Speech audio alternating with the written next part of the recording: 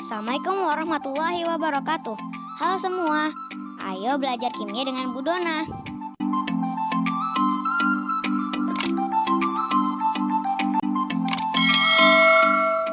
Pada video kali ini kita akan membahas mengenai teori laju reaksi. Ada dua yang akan kita bahas, yaitu teori tumbukan dan energi aktivasi. Kita ke yang pertama dulu, yaitu teori tumbukan. Jadi suatu reaksi kimia dapat terjadi jika antar partikel zat yang bereaksi terjadi tumbukan. Pada suatu reaksi, partikel atau molekul zat yang bereaksi ini bergerak secara tidak beraturan, sehingga suatu saat akan terjadilah tumbukan dan kemungkinan akan menghasilkan zat baru atau yang disebut dengan produk. Kenapa Ibu sebut dengan kata kemungkinan? Karena tidak semua tumbukan antar partikel zat yang bereaksi ini akan menghasilkan reaksi kimia. Ya. Tumbukan yang seperti apa yang bisa menghasilkan reaksi kimia? Yaitu tumbukan yang bersifat efektif. Jadi yang perlu kita ingat bahwa tidak semua tumbukan bisa menghasilkan reaksi kimia. Hanya tumbukan yang bagaimana? Yaitu tumbukan yang bersifat efektif atau tumbukan efektif. Nah, tumbukan efektif itu punya dua syarat. Ya, yang pertama adalah bahwa tumbukan efektif memiliki energi yang cukup untuk menghasilkan reaksi. Jadi setelah terjadinya tumbukan, dia memiliki energi yang cukup untuk menghasilkan reaksi kimia. Kemudian yang kedua, posisi yang tepat antar partikel yang bertumbukan sehingga nanti akan terjadi reaksi. Kita akan bahas satu persatu apa maksudnya memiliki energi yang cukup untuk menghasilkan reaksi kimia. Oke, sekarang kita lihat contohnya. Ada reaksi A2 tambah B2 menghasilkan 2AB. Sekarang kita lihat kemungkinan yang terjadi pada saat molekul A2 dan B2 bertumbukan. Ini ada A2 ditambah B2, diilustrasikan dengan bulatan berwarna orange, kemudian yang B2 yang berwarna biru.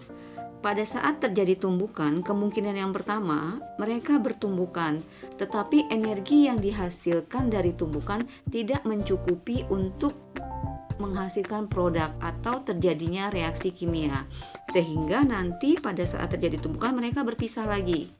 Jadi tetap menghasilkan A2 dan B2. Ya, jadi tidak terjadi reaksi karena tidak menghasilkan zat baru, ya kan? Kemungkinan yang kedua, ini dia, pada saat bertumbukan, karena posisi pada saat bertumbukan tidak pas, tidak tepat, maka nanti yang bertumbukan ternyata bisa saja sesama molekul A2. Nah, ini juga tidak akan menghasilkan zat baru. Sehingga ini tumbukannya bersifat tidak efektif karena tidak menghasilkan zat baru, sehingga tidak akan terjadi reaksi kimia di dalamnya. Nah, sekarang contoh yang kedua, ini dia. Contoh yang kedua sama, ada A2, ini A2 ditambah B2, kemudian ini AB, ini kemudian AB. Ini berwarna orange tadi ya. Oke. Nah, kemungkinan yang kedua, pada saat A2 dan B2 terjadi tumbukan, karena energi yang dihasilkannya mencukupi untuk terjadinya reaksi, kemudian posisi yang tepat pada saat mereka pada saat mereka bertumbukan, maka terjadilah zat baru, yaitu AB dan AB2AB. Karena terbentuknya zat baru, berarti tumbukan ini menghasilkan reaksi. Jadi ini yang disebut dengan tumbukan efektif. Jadi tumbukan efektif itu harus memenuhi dua syarat ini, yaitu memiliki energi yang cukup untuk menghasilkan reaksi dan posisi yang tepat pada saat bertumbukan. Jadi yang pertama ini adalah contoh tumbukan yang tidak efektif, jadi tidak menghasilkan reaksi kimia. Terlihat bahwa Tidak ada zat baru yang dihasilkan. Sedangkan yang kedua ini yang baru disebut dengan tumbukan efektif karena menghasilkan zat baru, berarti dia terjadi reaksi di dalamnya. Oke, kita ke bagian kedua dari teori laju reaksi, yaitu energi aktivasi atau dilambangkan dengan EA. Apa itu energi aktivasi? Yaitu energi minimal yang digunakan agar reaksi bisa terjadi. Untuk memahaminya, Ibu gambarkan sebuah kurva di mana bagian bawah ini adalah pereaksinya.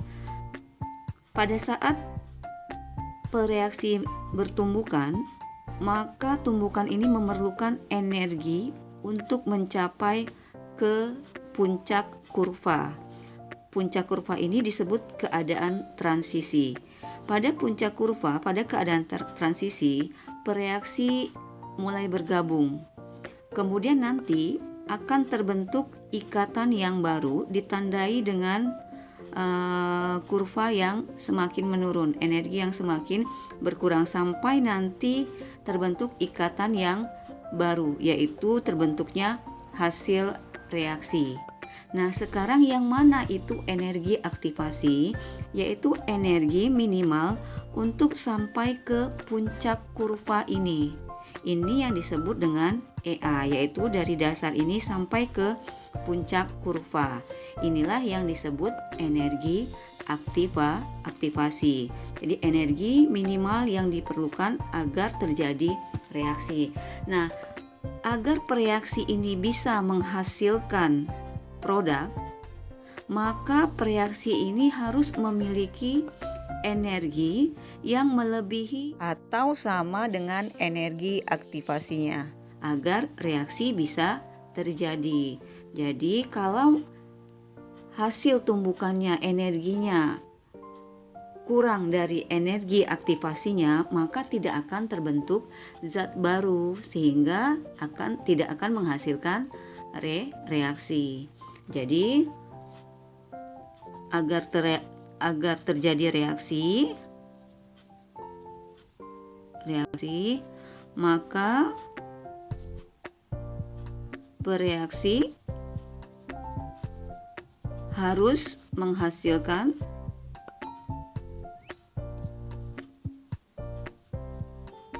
tumbukan yang memiliki energi melebihi energi aktivasi. Nah, itu dia. Jadi dapat kita simpulkan, semakin rendah energi aktivasi, maka reaksi akan semakin cepat berlangsung.